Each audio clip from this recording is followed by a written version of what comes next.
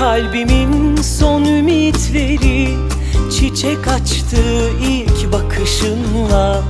Bir hayaldi bu sevgimiz, huzur oldu dokunuşunla.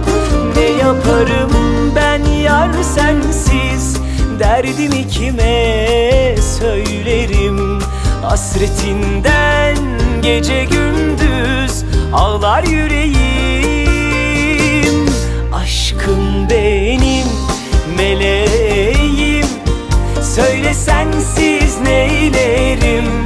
Görmediğim bir gün bile neler çeker kalbim benim.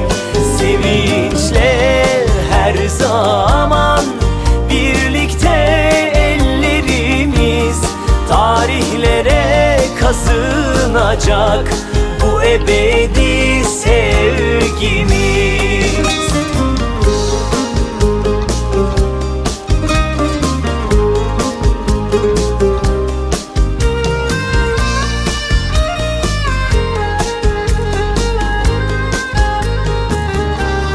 Hatırladın mı o geceyi? Ay bize bakıp gülümsüyordu. Gökyüzü tüm yıldızlarını bize hediye gönderiyordu. Ne yaparım ben yar sensiz, derdimi kime söylerim? Hasretinden gece gündüz ağlar yüreğim.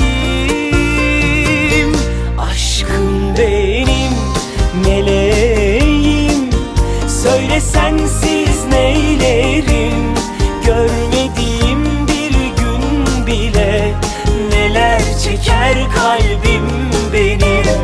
Sevinçle her zaman birlikte ellerimiz, tarihlere kazınacak bu ebedi sevgimiz.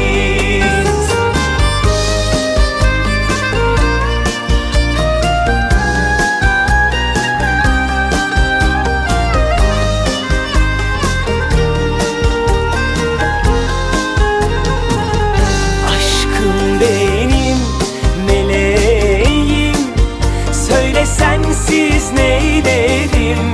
Görmediğim bir gün bile neler çeker kalbim benim.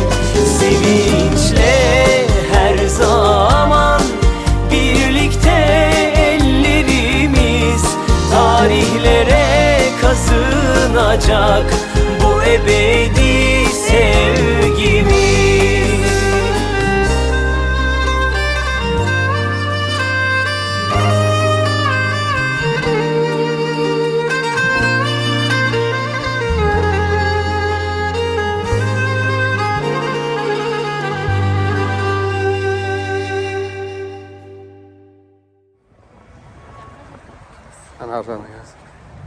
Nah, MSC Simfonia dengan liner. 4,5 адам сыят. 16 этаж, 14 палуба. И тағы да үстінде 2 этаж бар, андай жүретін қыдыратын.